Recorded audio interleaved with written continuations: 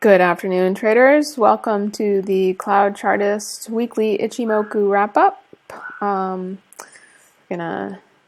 go over some futures charts and maybe a few stock charts at the end. If you are joining me and you are in the chat room, feel free to send me messages, make requests, etc. So we're starting off here with crude CL July contract. We see that last week, and I apologize if you're new to my show. I apologize. I have an issue with I don't really have a cursor, but hopefully you can see my crosshairs. They're right over the current candle at the moment.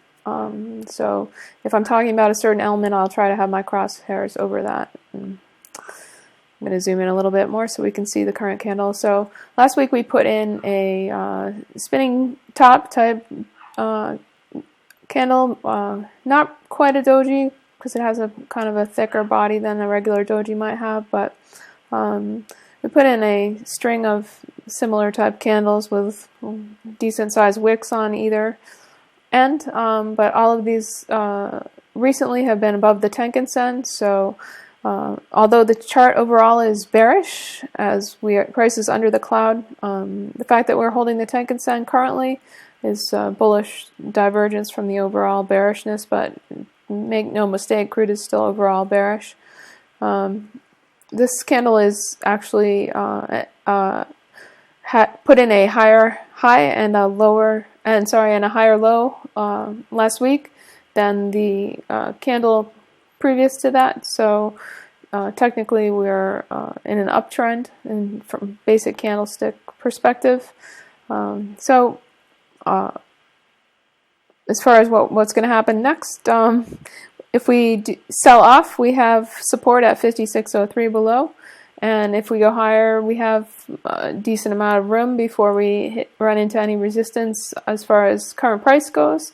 In fact, this is about where the next candle is going to be, so we have until about 77.50 before we run into the cloud resistance here. But we do have the Chikou span back here coming smash into a large, and Chikou span, I hope you can see where my crosshairs are, this red line here, representing current price action time shifted 26 periods into the past.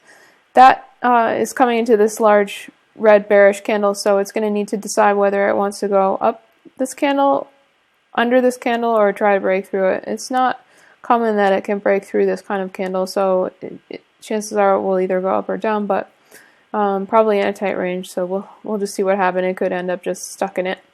So not particularly conclusive in crude, except for the fact that it's still bearish under the cloud. Let's look at next the ES.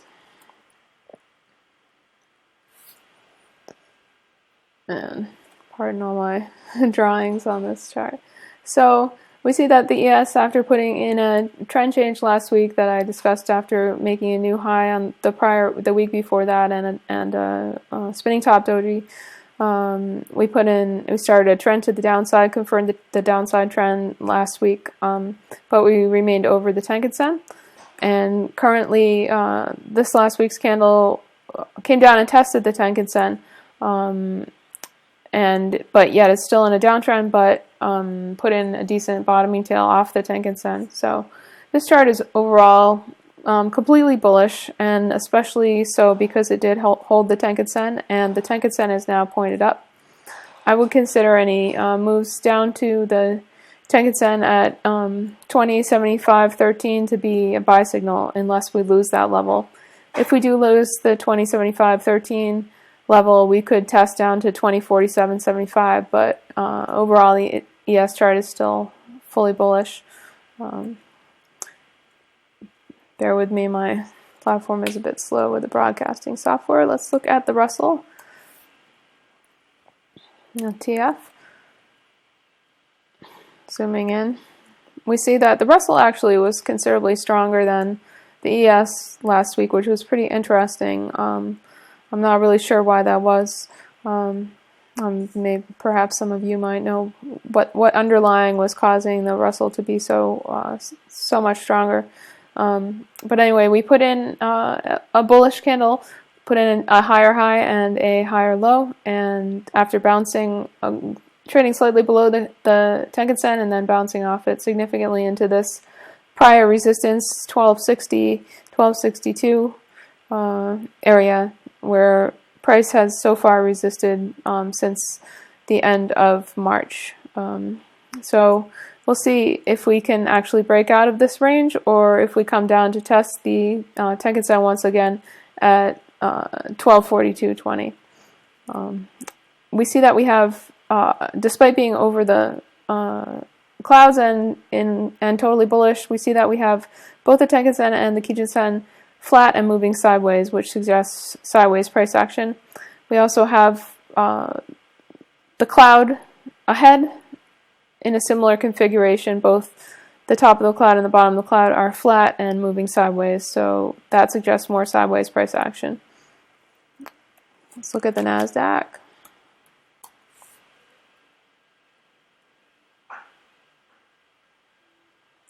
Oops.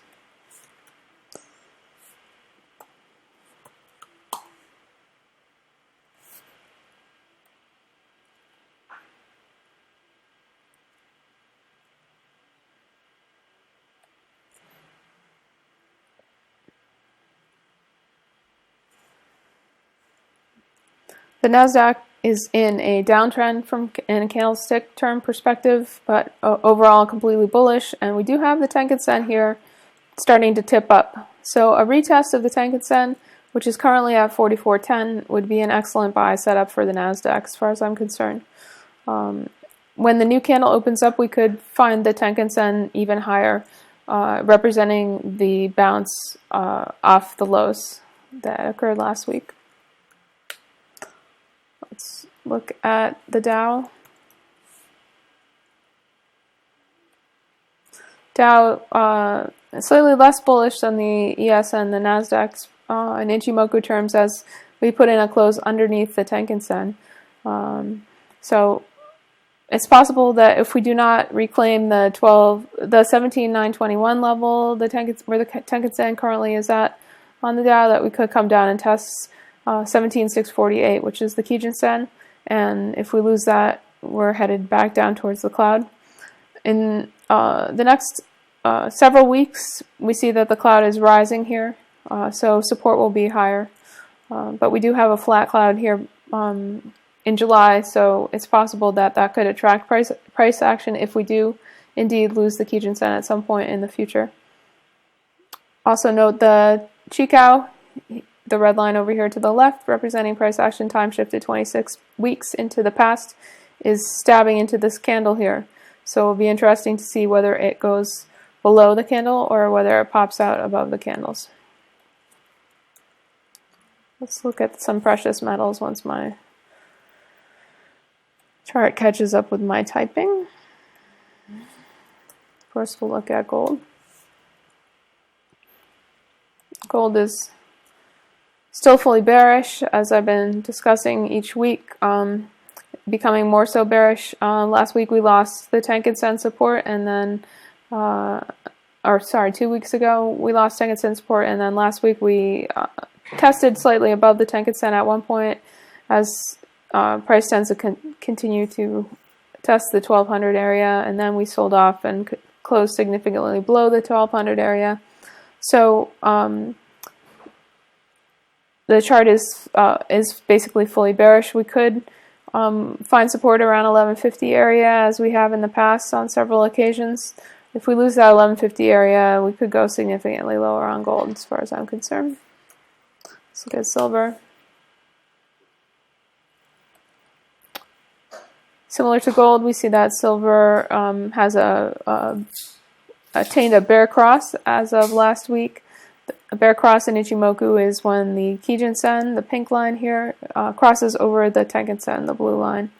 We came up and tested into the cloud temporarily, then came down and closed significantly below the cloud and also below both the Tenkan-sen and the Kijun-sen.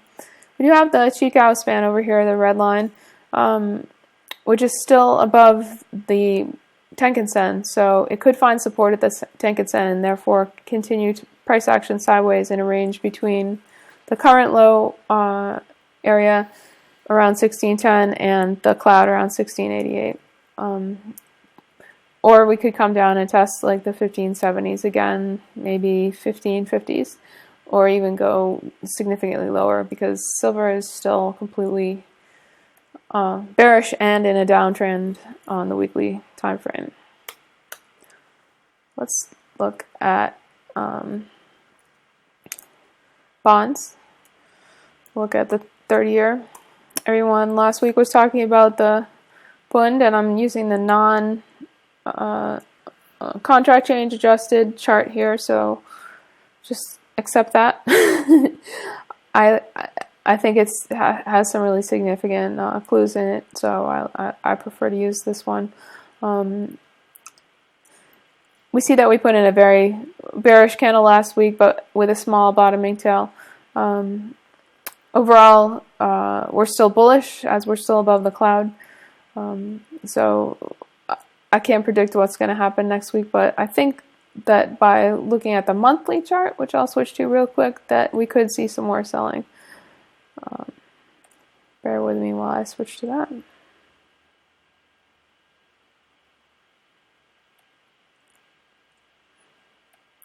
This is the monthly chart for ZB, and we see that we lost the Tenkan-sen, but we do have the Kijun-sen support down here at 147.09.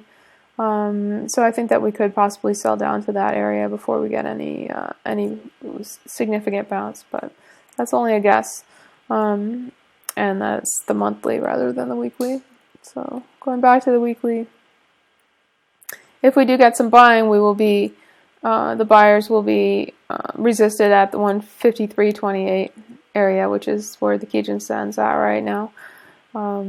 That's quite a ways from here, so I think it's unlikely that we'll get above that. If we do get above that, 157.06, Tenkan-sen offers resistance.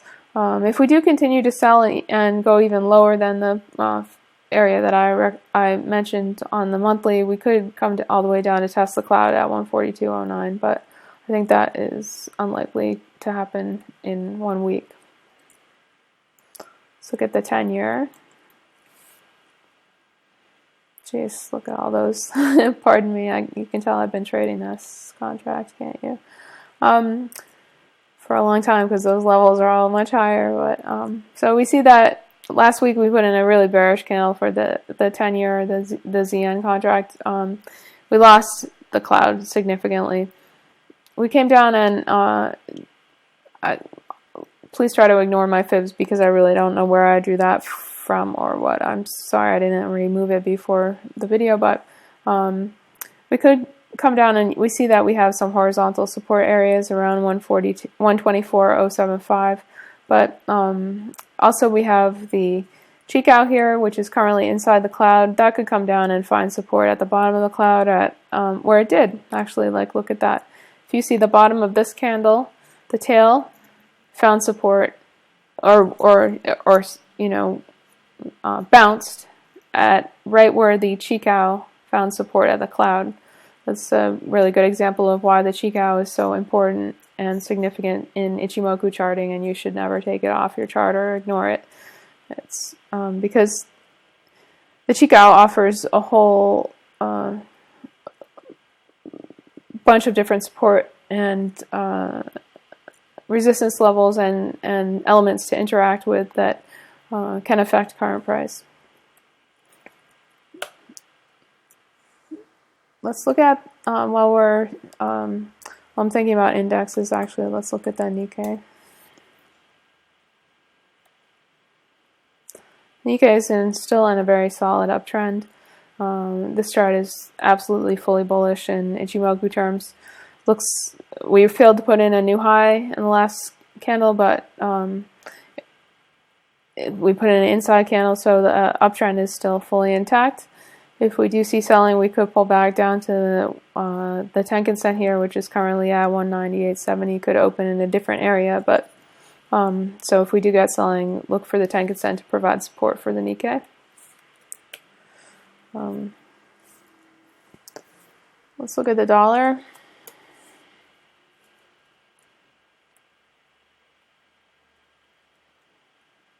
once again, you can ignore all my lines. Wow, that's impressive.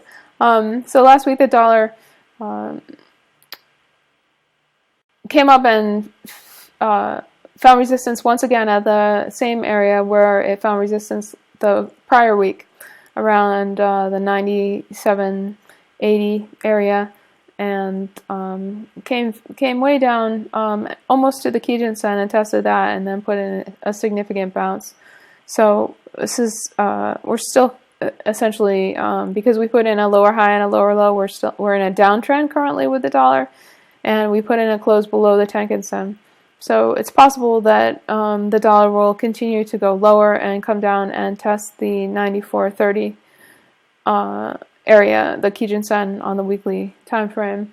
Might not happen next week, but it's possible that it will happen. And then, if that's the case, if we get a close for this next weekly candle underneath the Tenkan Sen but above the Kijun Sen, then we could trade in a small range between the Tenkan Sen and the Kijun Sen for a while. So trade a little bit sideways, unless we lose the 94.30 level.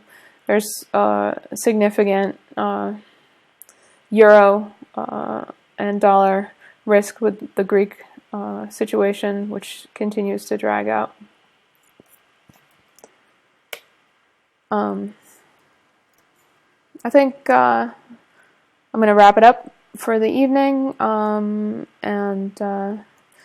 perhaps I'll go into other contracts like the grain complex or commodities. Well, let's look at coffee, because I always look at coffee. I don't want to make this video too long that people start falling asleep.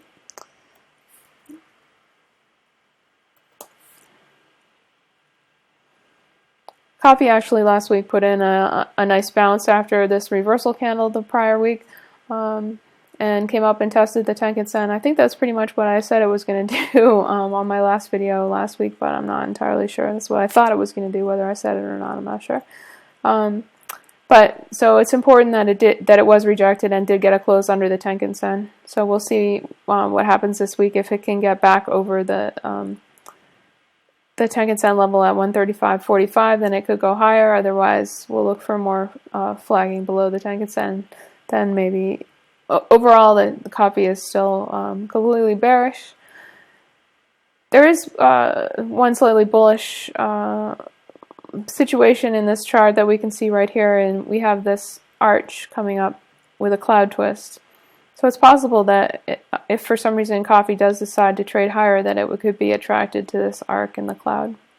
And I apologize, maybe you can, my crosshairs are frozen at the moment, so you probably can't see what I'm talking about, but just to the right of the frozen crosshairs, you'll see a triangle-shaped arch in the clouds.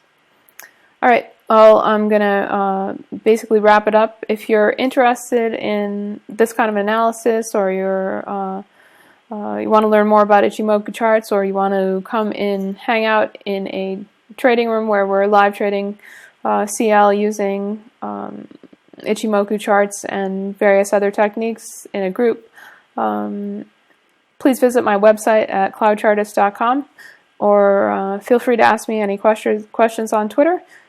Thanks for joining me, and we'll see you next time.